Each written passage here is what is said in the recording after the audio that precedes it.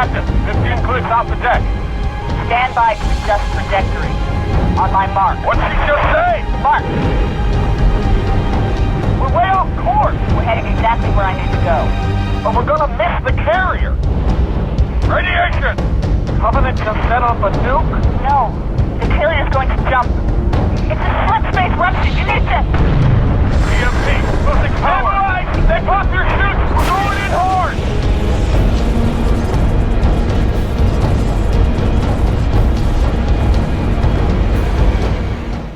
Halo 3 ODST is a strange game. What started as a small passion project at Bungie eventually expanded into a full-fledged release. It's still the one Halo game where you don't play as a Spartan, and the only Halo game that features a hub world, at least until Halo Infinite drops sometime later next year.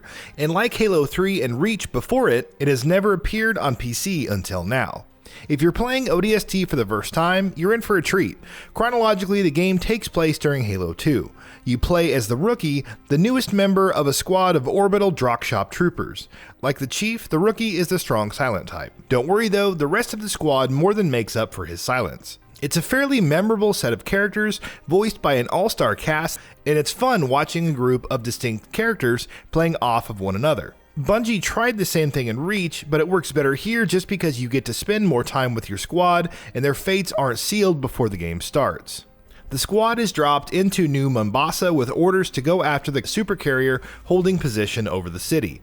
Things quickly go sideways, and the Rookie wakes up several hours later separated from the rest of his squad. As he navigates the city, he discovers clues that illuminate where they've been and what happened while he was unconscious. Each clue leads to a new mission retelling the story of one or more squad members, allowing you to spend time with each one of them while piecing together the mystery of the game's narrative, which is pretty engaging. ODST's story owes a great deal to detective stories and film noir, and the game's music and atmosphere reflect that. New Mombasa overflows with atmosphere, especially in the Rookie section, which takes place entirely at night. The city is deserted, and patrols roam the streets hunting for survivors. Abandoned cars and ransacked kiosks dot the landscape, while signs flash messages for inhabitants that are no longer there. The game's jazz-influenced score, heavy on saxophone, piano, and sounds of rain, complements its sense of visual style to create the most atmospheric Halo title.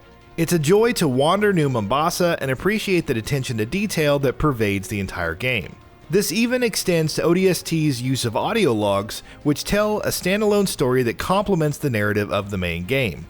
Bungie manages to weave them into the game's environmental narrative as the Superintendent. The AI that runs New Mombasa uses car alarms, signs, and audio cues to guide the Rookie to the log's locations. Finding enough audio logs also unlocks Superintendent caches that contain weapons and vehicles hidden throughout the city, providing a reason to hunt down the logs even if you're not interested in digging into ODST's lore. The way the game guides you to them and the bonuses they offer make the city feel alive and reinforces the importance of an optional narrative that is surprisingly well told. New Mombasa is a fascinating environment, but it's also a dangerous place to be, especially for someone who isn't a Spartan. The differences between playing as the Chief and one of the ODSTs are subtle, but they make a big difference.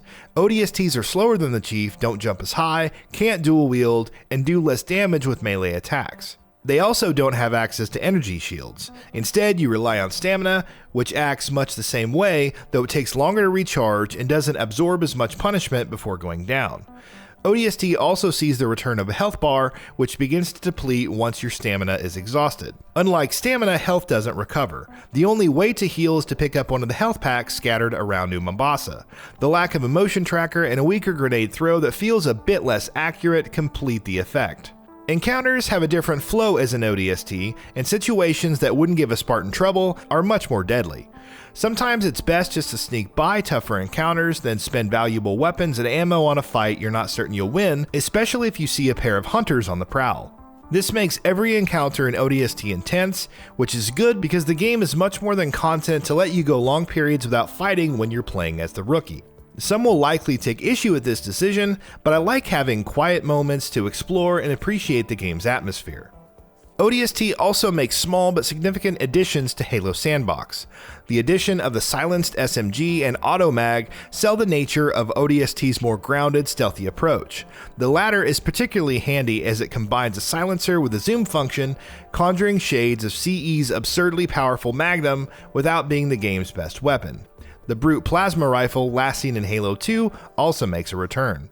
By far the biggest addition, however, are the Engineers, a new type of enemy. Engineers dislike combat and don't attack you. Instead, they conjure energy fields around their allies, making them much harder to kill. They're pretty tough themselves, so you'll have to focus on one to take it down. The enemy have rigged them with bombs, so killing one has the potential to cause collateral damage. Their bombs will also detonate if you get too close or kill all their allies, so there's no way to save them. They add a bit of flavor and strategy to encounters, and I enjoyed working around their presence even if I did feel bad about killing them. The port also brings a long requested feature to both the console and PC versions of the Master Chief Collection, ODST's version of Firefight. Both Reach and Halo 5 have their own versions of the mode, and the former has been in the MCC for ages. ODST's, however, is widely regarded as the best version due to its map selection and the tension of playing as a more vulnerable character. The problem was that the original release didn't feature matchmaking, so you had to have 3 friends join you if you wanted to play with a full squad. Thankfully, this release fixes that. ODST's Firefight is as great now as it was in 09. Firefight is Halo's versions of Horde mode, tasking you with clearing wave after wave of enemies while managing a limited number of lives. More lives are added at the end of each round, and each round is made up of several waves. You'll start by facing simple enemies, grunts, jackals, a couple of brutes, but as things go on, the difficulty ramps up, and eventually you'll stare down hunters, brute chieftains, and enemy vehicles. At the end of a round, the game will switch on more and more of Halo's signature skulls, which make enemies tougher. There are also bonus rounds, which usually feature something silly, like an overwhelming number of grenade-happy grunts, and reward you with lives for surviving and reaching a certain score. All told, it's an incredibly engaging mode, and I'm happy to have it back 11 years to the day since ODST's original release. I know it's something I'm going to sink a lot of time into, especially with the addition of matchmaking. The return of Firefight would have made ODST worth the price of admission alone, but 343 has gone above and beyond when it comes to adding features. You can now customize and save your own Firefight variants, and the Assault Rifle, Battle Rifle, Hornet, and Anti-Air Wraith are now available in the mode too. In addition to a classic Firefight playlist, 343 has also added Arcade Firefight, which features an unlimited number of lives and more ridiculous weapons. So far, I've only managed to play Splackets, a mode where each player starts with a Spartan laser and a rocket launcher, both of which have unlimited ammo. The mode is a blast, and I imagine more variants will come online as 343 irons out bugs and implements community feedback. Speaking of bugs, there are a few.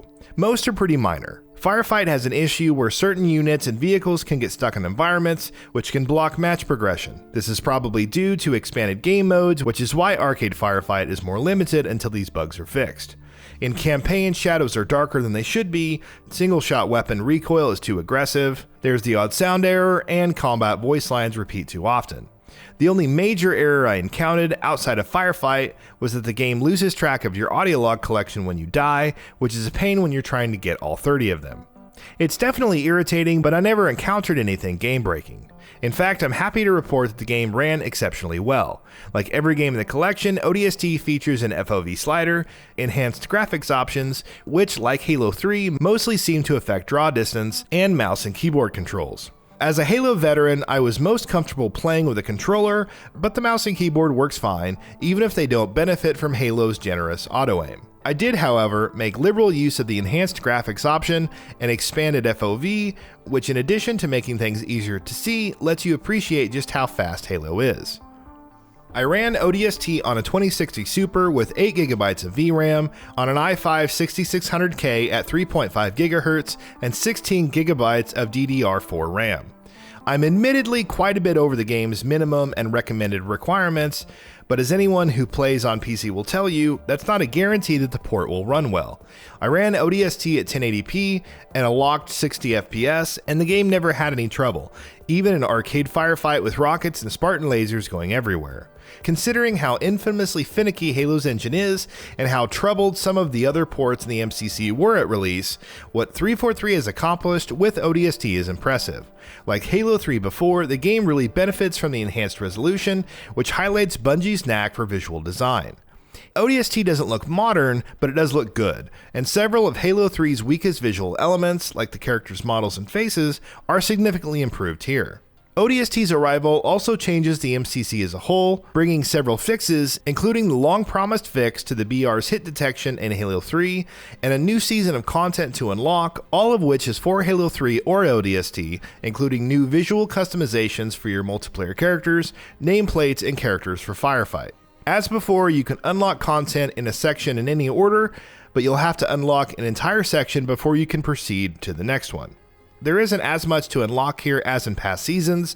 There are only 50 unlockables over 5 sections, whereas previous seasons featured 100 spread out over 10, largely due to Halo 3's already extensive customization options, but it's nice to see season content that matches up with the most recently released game. Like all releases in the Master Chief Collection, Halo 3 ODST isn't a perfect port. It has flaws, particularly in Firefight and with regard to the game's audio logs. That said, the fact that 343 continues to make these games run as well as they do on a platform they were never designed for so long after their original releases is nothing short of incredible. The MCC continues to improve with each patch, and I have no doubt that the problems here will eventually be fixed. In the meantime, we can enjoy ODST in all of its glory. It's still the most stylish and unique Halo game, and being able to play it with its incredible version of Firefight again is wonderful. I'm happy to return to New Mombasa, to wander its ruined streets and let the sounds of rain and smooth jazz wash over. More than a decade later, there's still nothing quite like it. And that wraps it up. If you like what we are doing, please consider subscribing to our channel, and don't forget to switch on the bell notification icon. That way you will never miss out on any of our videos.